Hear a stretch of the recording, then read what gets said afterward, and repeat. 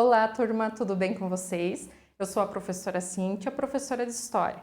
Hoje iremos desenvolver a aula número 9 do nono ano. E o tema da nossa aula de hoje é Revolução Russa, a Revolução. Como deu esse processo? Para isso, nós temos os seguintes objetivos. Identificar, na Revolução de Fevereiro, motivos que levaram à revolta dos bolcheviques.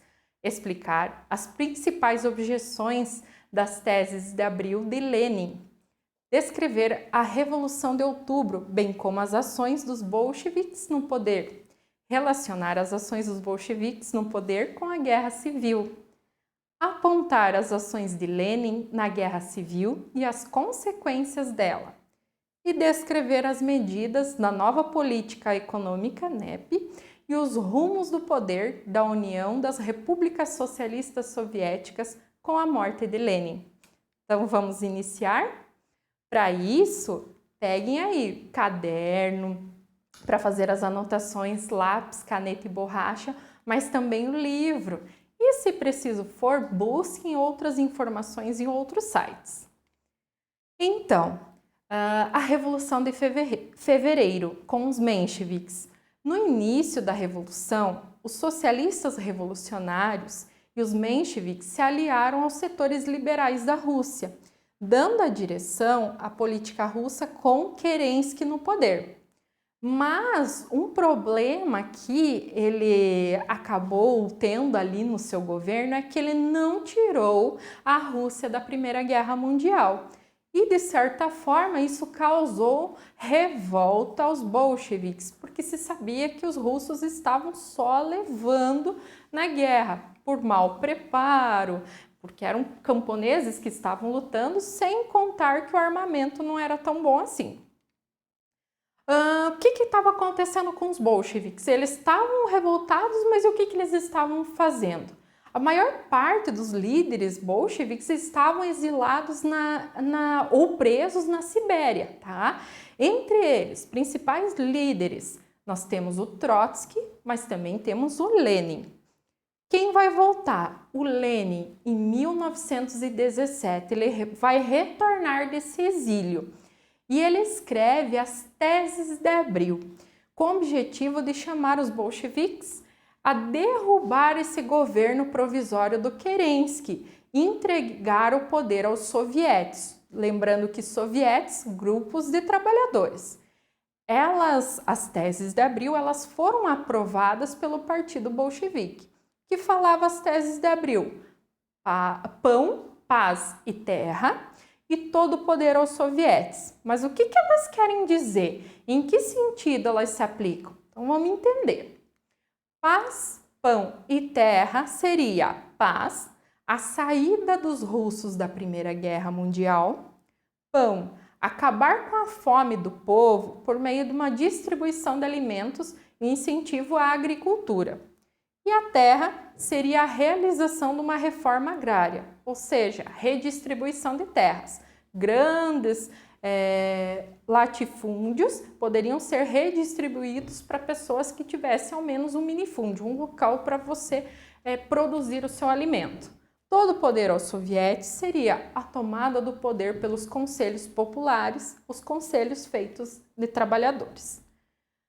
A Revolução de Outubro. Então, fevereiro, Kerensky no poder, governo provisório. Agora nós temos a Revolução de Outubro, bolcheviques assumem o governo. Então, em outubro de 1917, para nós seria o mês de novembro, tá? Os bolcheviques, eles tomam o Palácio de Inverno e tiram o Kerensky do poder. Quem está liderando? Lenin. Lenin assume a liderança dos bolcheviques e, consequentemente, assumem o poder da Rússia. Só que eles vão ter algumas ações que vai descontar alguns grupos dentro da Rússia. Primeiro, a primeira ação fundamental que gerou revolta entre eles foi a questão da retirada da Rússia da guerra. Então, os bolcheviques eram o lema deles, né? Lá entre paz, pão e terra, retirada da Rússia da guerra. Fato. Março de 1918, se assina o Tratado de Brest-Litovsk. Ocorre a retirada oficial da guerra. A Rússia, contudo, ela vai perder a Polônia, a Finlândia, a Bessarábia, que seria Moldávia e Ucrânia, os territórios bálticos, Letônia, Estônia e Lituânia. Lembram que a gente viu lá na questão da Primeira Guerra Mundial, desse território báltico, a questão báltica. A estatização de bancos, ou seja, os bancos passaram a ser do governo, estradas de ferro e as indústrias. Exemplo no Brasil, a questão do Banco do Brasil, Caixa Econômica, enfim. Confisco das terras da nobreza e igreja. Aí que pegou. Ou seja, eles confiscaram, tiraram as terras da nobreza e também do clero, da igreja. E o que aconteceram com essas terras? Elas foram distribuídas para os camponeses. O que isso vai gerar? Essas medidas, elas vão descontentar a burguesia, a nobreza, os membros da igreja e, de certa forma, esse descontentamento vai atingir os investimentos de países estrangeiros dentro da Rússia. E a reação levou a uma guerra civil. Mas quem que lutou nessa guerra civil? Então, em 1918, guerra civil, guerra interna na Rússia, nós temos o Exército Branco, formado por oficiais czaristas ou cesaristas, aqueles que apoiavam o imperador, aristocratas, pessoas assim, poucos que tinham o poder, e os burgueses, que eram aqueles que enriqueceram com comércio, principalmente. E mais 14 potências estrangeiras, 14 países estrangeiros. Entre eles nós temos Estados Unidos, Grã-Bretanha, França e Japão, porque tinham empresas dentro da Rússia e estavam perdendo. Do outro lado nós tínhamos o Exército Vermelho, que era composto por bolcheviques liderados por Trotsky. Nesta guerra civil, o Lenin ele vai ter uma ideia, vai criar o tal do comunismo de guerra para manter esse exército vermelho. Então, o que ele fez? Confiscou as colheitas do campo, ou seja, tudo que foi colhido no campo foi confiscado, foi pego para ele, para abastecer tanto os soldados como a população urbana, população das cidades. A suspensão da liberdade de imprensa, ou seja, censura geral. Só poderia falar o que ele permitia. Censura, ou seja, aliás, suspensão das greves, aquela paralisação por parte dos trabalhadores e também das associações. Proibição dos partidos mencheviques e socialista revolucionário. E execução do czar e sua família. Por quê? Porque era uma forma de representar como é que era o poder da Rússia antes desse processo revolucionário. Eles já estavam presos, ele foi lá e matou com o propósito de dizer, ó, acabou, agora é conosco o poder. Em 1921, então, 3 anos da Guerra Civil, nós temos quais consequências? O Exército Vermelho acaba sendo vitorioso, há uma sobrevivência do Estado socialista, então essa questão czarista ali, aos moldes do feudalismo não existe mais, agora nós estamos num regime socialista. Produção agrícola e industrial, elas diminuem, por quê? Porque há uma destruição, né? Há uma questão da preocupação com a guerra, não se preocupa tanto com a produção. As principais cidades, elas se esvaziaram, até por conta de conflitos, as minas estavam abandonadas e os transportes destruídos. Precisa tomar uma atitude para melhorar a situação da Rússia, agora a União Soviética está quase chegando lá. Questão da fome era um problema assim, bem forte dentro da Rússia. Estima-se que ela matou, assim, entre 1921 e 1922, cerca de 5 milhões de pessoas. Então, era necessário adotar alguma medida para reconstruir a economia da Rússia. E qual seria essa medida? Aí foi criado, no 10º Congresso do Partido Comunista da Rússia, a NEP, Nova Política Econômica, tá? Quais são as medidas? Formação de cooperativas nacionais, a autorização para pequenas e médias empresas privadas funcionarem. Então, as maiores são do Estado, mas as pequenas tudo bem, algumas são autorizadas. Permissão aos camponeses de venderem seus produtos ao mercado livre, algo muito interno. Mas qual era a intenção dessas medidas?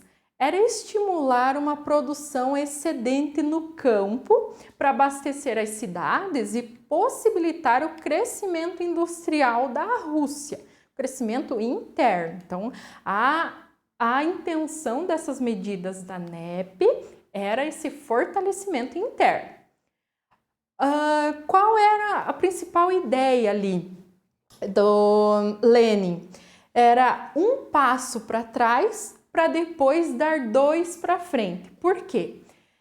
Eles estavam, de certa forma, desenvolvendo aspectos capitalistas para que evitassem, de fato, a falência da economia da Rússia e salvassem o recém-estabelecido regime socialista. Só que, como eu disse para vocês, indústria é mais... de certa forma, de cunho capitalista, mas era preciso fazer isso para elevar a economia russa.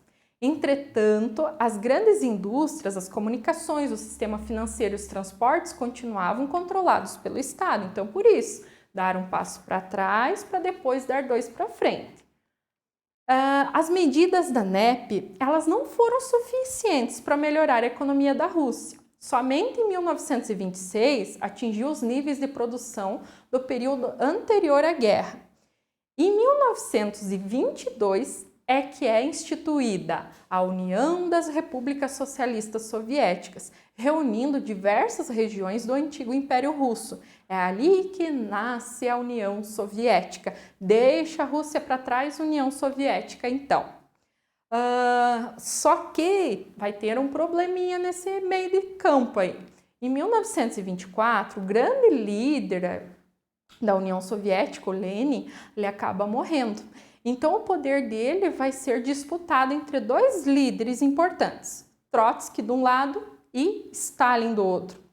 O Trotsky, ele era a favor de uma revolução permanente, ou seja, ele queria ampliar a revolução socialista para outros países. Só que o Stalin já era contrário a isso. Ele dizia que não, primeiro era necessário implantar o socialismo na União Soviética, fortalecê-la bastante, para depois pensar em ir para outros países. No fim, quem acaba ganhando essa disputa é o Stalin, que acaba expulsando Trotsky do país e implantou, a partir de 1928, o regime mais tarde batizado de stalinismo. Até sobre o stalinismo, esse governo dele meio que controverso, autoritário, a gente vai entender um pouquinho melhor na próxima aula, tá? Quais foram as ações que ele tomou dentro da União Soviética e, de certa forma, assim, acabaram com toda aquela conquista dos trabalhadores de algo melhor. Mas eu conto para vocês na próxima aula, é muito spoiler.